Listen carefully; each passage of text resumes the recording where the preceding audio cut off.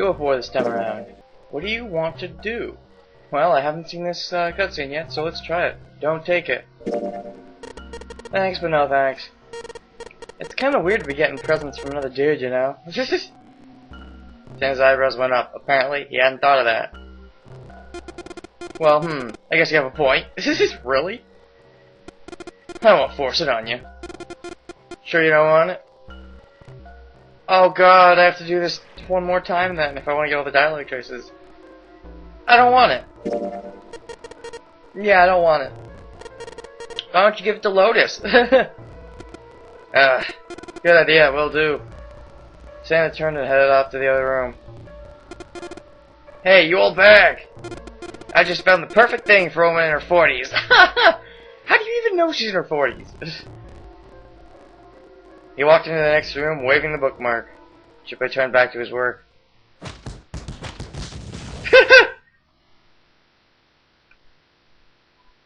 And heard a faint sound from the room, the sound of bones breaking. I'm just gonna pretend I didn't hear that. Junpei returned to his search with renewed vigor. I guess it looks like a small boat floating in a lake. Small boat floating in a lake? That's the front of the boat, and there are the oars sticking out. Junpei pointed to what he was talking about. Nope, that's wrong. Rose smiled triumphantly. This is a dog. See, like this. What about you, Junpei? Who do you think fixed this thing for us? I think it was Lotus. You think maybe it was Lotus? They say the first person at the scene is the most suspicious. Yeah, that's possible. You don't have anything else to suggest you did it, though. You might as well. Just suspect everybody. Junpei furrowed his brow.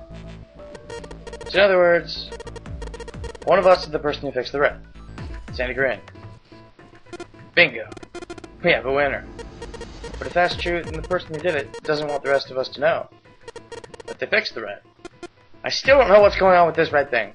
Was it set up all by Zero and this was all part of the master plan for Ace? I don't know. Because that would seem kind of convoluted just for that. Which door do you want? I want door 3. Yeah, I want to go through door number 3. Alright, fine. I'll actually go through door number 8. Jeez.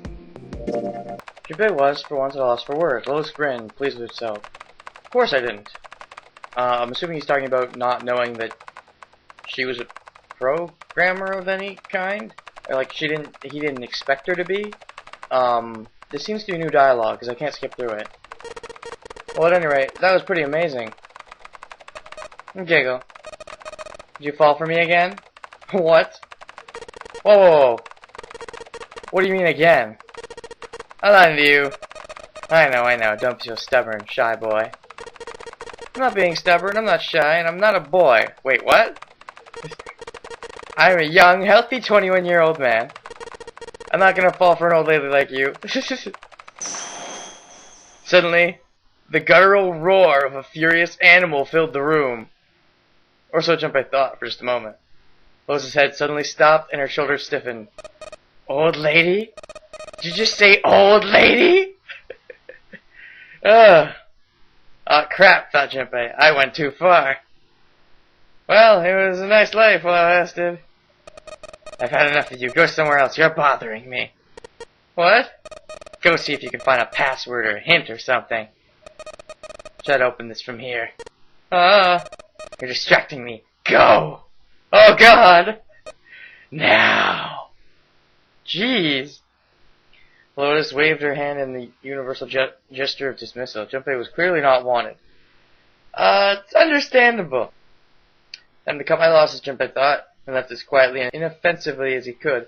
Oh, hey, Clover. Well, this seems to be something new as well. Never mind. Hey, hold on a minute. What is... Sorry. Just forget about it. It's nothing. Before he could say anything else, she spun around and ran back down the stairs. The hell was that? After waiting a few minutes to see if she would return, Junpei sighed, shook its head, and went back to searching. I'm gonna go through door 1. Yeah, there is. Yeah, there is! Ace's eyebrows went up. You checked on us. Now get out of here. At least put this stuff up for a reason, alright? Junpei caught himself. Why'd he said that? There had been no reason to speak to Ace that way. Junpei felt off somehow. Ace opened his mouth, then took another look at Junpei and shut it again. A small smirk appeared in his face. Oh, I see, of course. He looked Junpei over, then glanced at Clover.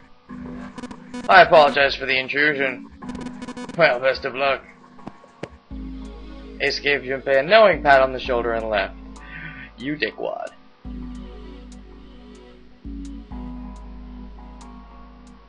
For no reason he could fathom, Junpei's head began to hurt. A sharp piercing pain. What? A sharp pain in his head? What? I know it's important to figure out who this guy is, but don't you think we should figure out how to get out of here first? Maybe, maybe not.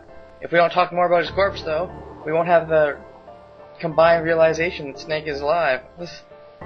But, please, I don't want to waste any more time. Clover looked miserable, as if she could start crying at any moment. Junpei just didn't have the heart to tell her no. Alright, sure thing. But Snake, was his mind playing tricks on him, Junpei wondered?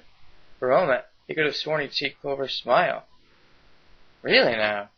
And then this fucking keycard, Uranus. What is up with this? What does this go to?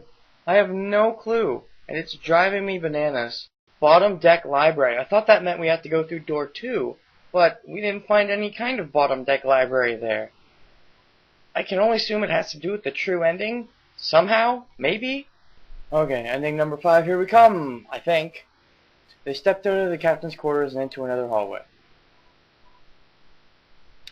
It always stretched out in front of Junpei for a bit before turning left like a great backward L. Junpei rounded the corner and took off down the stairway. He ran, and ran, and ran. Not gonna have a cutscene with Clover, I take it. At least I don't think so. The end of the hall was a door. He made straight for it.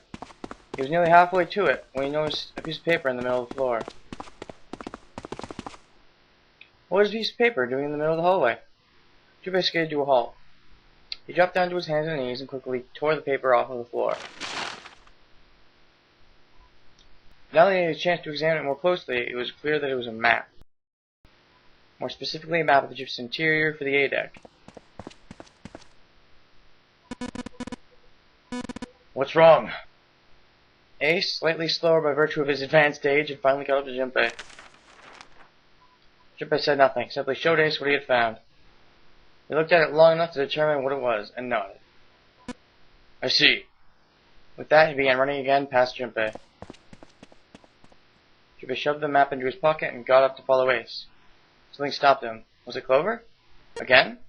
Hey, where's Clover? Well, last time she talked to me about something secret. Does she actually do that again this time? Turned around. Clover was nowhere to be seen. Damn it. What the hell is she up to? Junpei muttered angrily under his breath and took off back the way he'd came. As he stomped around the corner, he saw her. She was standing in front of the door to the captain's quarters, her hands on the doorknob. As Junpei watched, she closed it gently and quietly. What the hell are you doing?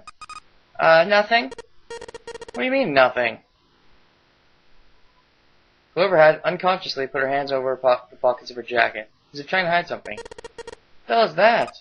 What? You've got something in your pocket. What is it? Oh, this? Oh, this is... I wonder... What the hell? Come on, we gotta hurry. So you're just gonna completely ignore me?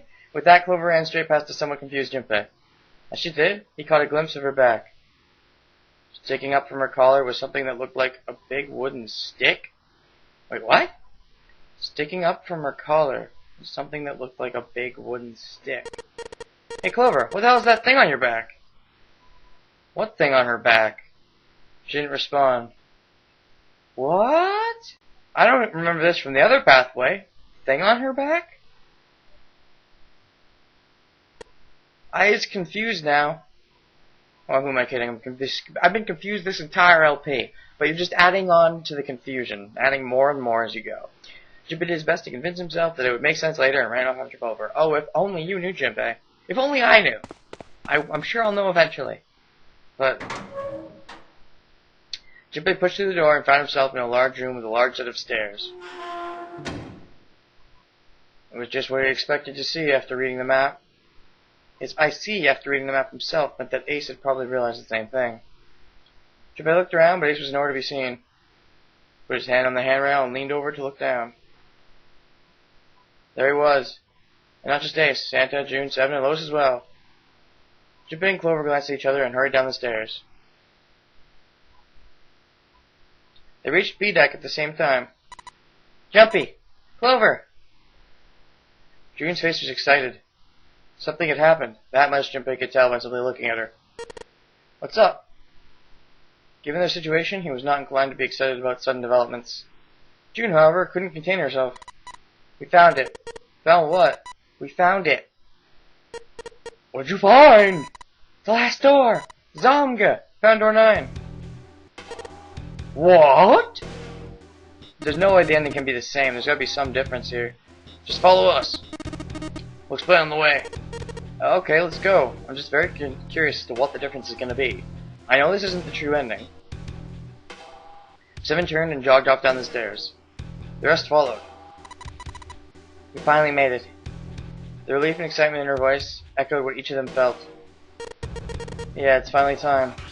Junpei wasn't quite ready to believe they'd really done it, at least not just yet. Still, if everyone said that it was door 9, then it probably was. He could feel his heart racing. A mixture of anticipation and fear ran through his veins. He could feel his legs shaking. He was doing his best to maintain a sense of healthy skepticism, but he couldn't deny that the prospect of escape was an exciting one. But there's one thing he couldn't get off his mind. The numbered door could only accommodate between 3 and 5 people.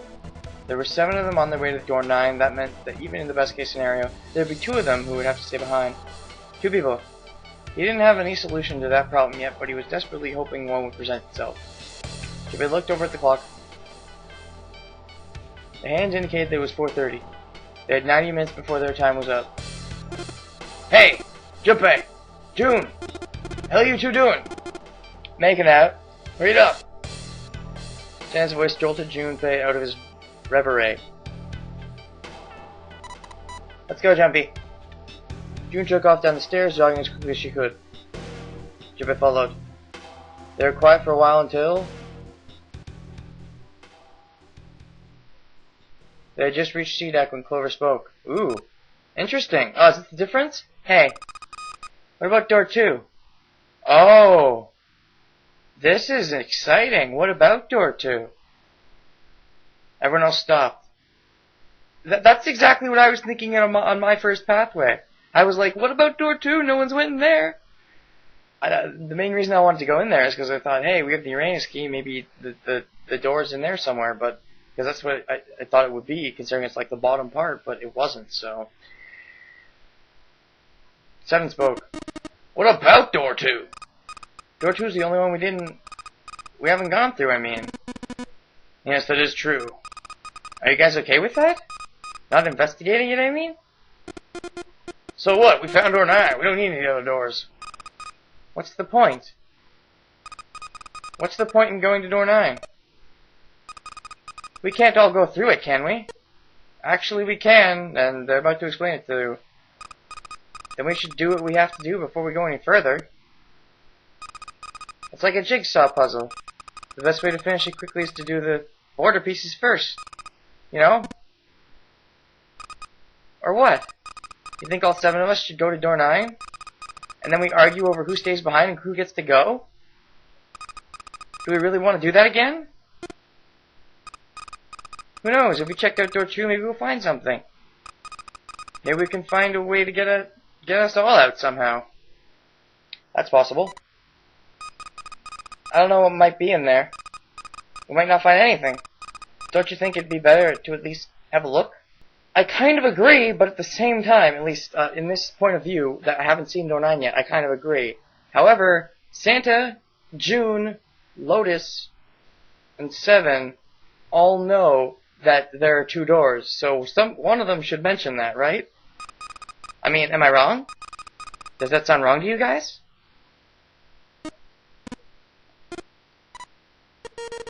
You do have a point. The other's not in agreement. But there's 2 doors. Are they not even gonna bring that up? Really? Last time I checked the clock, it was 4:30. It's not like we've got a lot of time, but if we're quick about it, we might have time to take a look. You're right. Really? You're not gonna bring up there's 2 doors? That could be a big deal, right? That completely defeats her argument. Right? Is no one even gonna bring it up? Are you serious? Okay, let's go look at door 2. What's gonna happen? There's no way we can go through door 2. It's a rule. You can only go through 3 doors per pathway, I'm pretty sure. There's no way we're gonna break that rule. Something's gonna happen to fuck everything up. They were back in front of the elevator. Nearby was the large hospital room. Ironically, this is actually what I wanted to do on my first pathway, but that's before I realized that, you know, all of us could go through door 9, and before I realized that there wasn't a Uranus door on the other side of where you would think there would be. I mean, that's where I thought it would be, but yeah. It's gotta be somewhere. The elevator door could take them down to door 2. After a few minutes of discussion, they decided Clover, Santa, June, and 7 would go? Oh, okay, wait. That's a different combination. Which means me, Lotus, and Ace stay behind? Oh boy, I'm staying behind with Ace. Isn't that fun? So something's definitely gonna happen. I mean, I knew I wouldn't be going through the door. Like, it's a rule. You can only go through 3 doors per pathway, essentially. But I'm very curious as to what's gonna happen here. Alright, let's get going. I'll see you later. Okay, be careful. What's gonna happen here? Oh, you know what? You know what's gonna happen? I know what's gonna happen. Guess who's being left behind? Lotus and Ace together.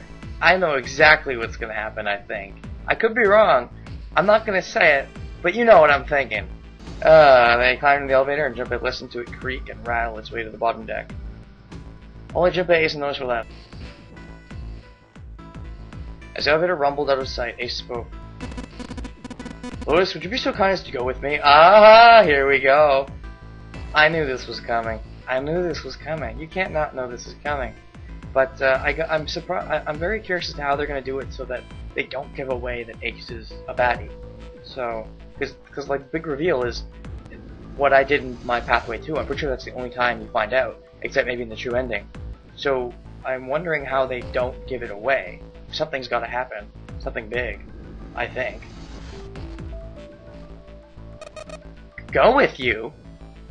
Oh, are you kidding? You can't even consider that a possibility as a couple. That seems just weird. I know Lotus looks way younger than she is, but I'm pretty sure Ace is gotta be in his 60s or something, so that's still really weird. I didn't think people still talked that way outside of the 1950s. Well, I'm a mother. Would that be a problem for you? What? That wasn't what I meant to... I was hoping you would come with me. Seriously though, I was kidding. So where was it you wanted to take me? There's something I wanted to show you. Hey man, what the hell? I'm not important enough? Well, it's not like that. Once I've shown Lotus, I'll show you. Really? Of course! You smug bastard. Ace's smile was friendly. Fine. Do whatever you want. Thank you.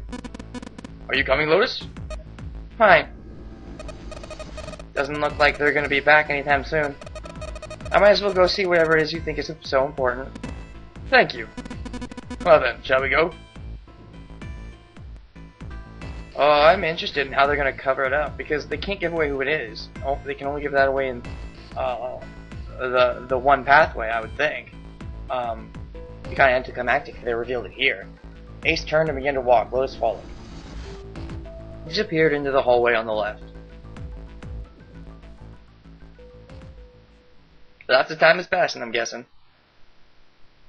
Junpei wasn't sure how long they'd been gone when the elevator suddenly opened. Are they back? Is everyone here? No one's dead? We all good? Clover, a single person stood there. Clover. She looked at Junpei, then slowly, purposefully, stepped out of the elevator. The door closed behind her. Where's everybody else? What happened? She didn't answer. Instead, her eyes swept the room, and then settled on Junpei. Where are Ace and Lotus? Junpei explained what had happened. Oh. Then they went over there? Her voice was small and timid. Yeah, I think so. He repeated his earlier question. So, where are June and Santa and Seven? Why aren't they with you? Oh my god, is she crazy? Did she kill them? That would be hilarious. But also very sad. The thing sticking in her back? Was that the axe? Did she take the axe? Is she crazy? Is she crazy in this pathway? Because that would be fucked up. You really want to know? There was something wrong with her smile. Oh my gosh, she is crazy. Axe crazy. No. Yeah. Okay, sure. Here, let me show you. Clover pulled something out of her pocket and tossed it into the floor at Junpei's feet. He looked down. On the floor in front of him were 3 metal rings. She did kill all of them! Oh my god! What? Clover! No! Paranoid bitch! You thought it was Santa and Seven, right? That they were the ones, and you just had to involve June, right? But now, because I'm a witness, you must kill me as well, or something? Snake is still alive, you know. Oh my god. Oh, holy shit. Junpei collapsed. No way. That's gotta be some kind of joke. This can't be real. Junpei's body felt like rubber. His heart felt like a cold lump in his chest, and his hands shook uncontrollably. Sweat poured down his face. A few bracelets sat there on the floor before him. He could see the numbers on their faces. 3, 7, and 6. Lastly, let us discuss how to remove the bracelets. There are only 2 ways to do so. 1, you escape from the ship. 2, your heart rate reaches 0. But holy shit. Holy actual shit. If I said I didn't see this coming, that would be an understatement. In other words, once the bracelet is taken inside the confines of the ship, or detects that where his heartbeat has fallen 0, it will shut down automatically. But, why? Junpei's voice was flat and broken. But man, I can't believe that Clover actually pulled that off. That's crazy. Props to you, I didn't think you could do it, but, fucking crazy bitch. Revenge for my brother. He was forced into door 3 and murdered. You need at least 3 people to open a door. Who were the 2 that opened the door with him? It could only have been Santa and Seven. Oh shit, man. If you only knew! If you only knew! That's why I killed them. 2 plus 3 plus 7 equals 12. 1 plus 2 equals 3. And what about June, you little bitch? Why? Why'd you kill June? Because she tried to protect them. She was in my way. She had to die, too. Holy fuck. No! Junpei shook his head, trying desperately to wake himself from what had to be a dream. It couldn't be real. It just couldn't. Hey, Junpei. He felt Clover's hand on his shoulder. Her smile was wrong. Horribly wrong. Holy crap. I think that's the happiest you've looked all playthrough. No, seriously, I think it is. You looked a little no, you definitely looked happier when you realized Snake was alive in the other path. I keep doing that, mistaking Ace for Snake. That's not a good thing to mistake. Her face looked like a mask made from stretched human skin. So this is how they do it. This is how they cover up that, Ace already essentially made his getaway, probably. The smile that parted her lips did not extend to her eyes. They were dead and empty. The girl in front of him was no longer the Clover he had known. Perhaps she was not even human. Let's go. Her hand reached out toward him. Oh, are you gonna say let's go to door 9? Because with June 6 and Santa's 3 they can make a 9? Let's get out of here. Let's leave this ship. Well, what the hell are you talking about? Not that you need me alive. To open a numbered door? Yes, I know. You need at least 3 people. But as long as we have this... Once again, Clover reached into her pocket and pulled something out. Oh, we're gonna pull out the 0 bracelet. Okay. It would work with 3 and 6 as well. But it's not gonna work with 0, because it doesn't register as 0, as we found out in the other pathway. It was another bracelet. Junpei could see the number on the face. 0. 0.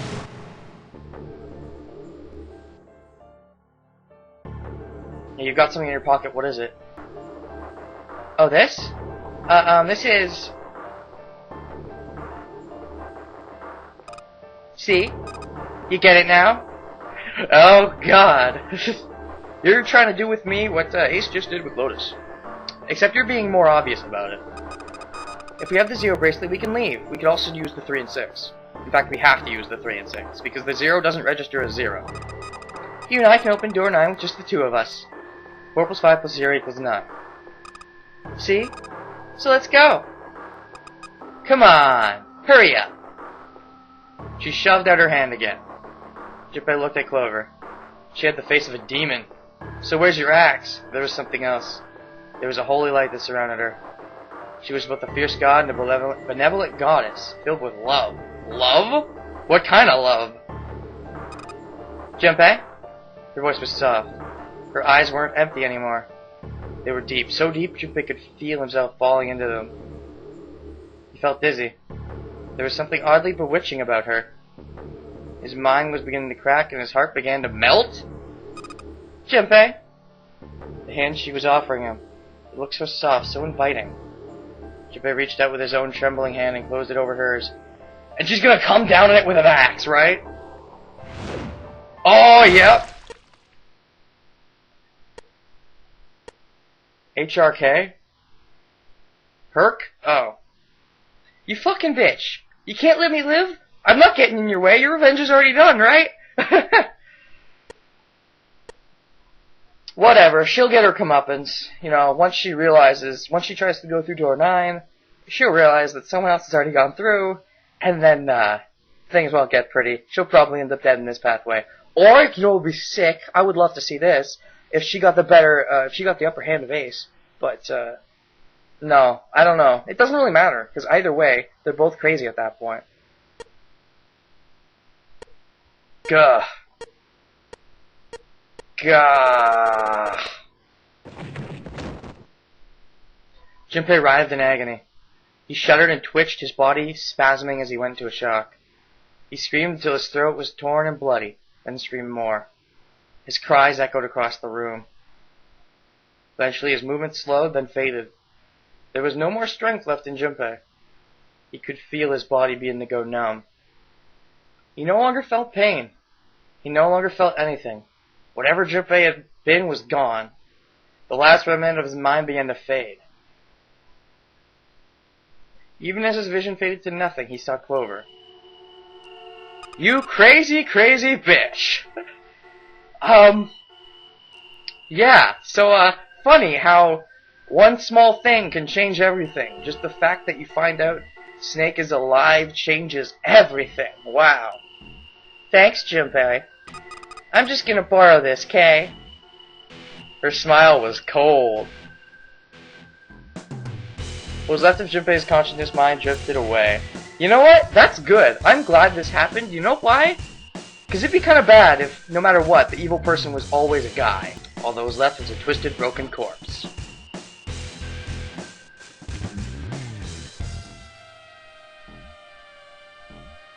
You keep calling it a bad end. Like, these last two have been bad ends, but the ones before that weren't much better. You can't tell me the ending where everyone dies is better than this. Maybe, you know what? If Ace dies, then it is. I don't know. Actually, that might be it.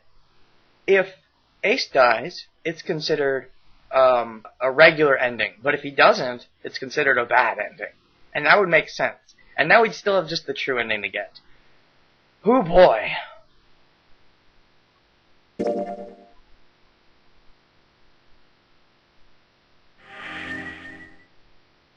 That fucking axe.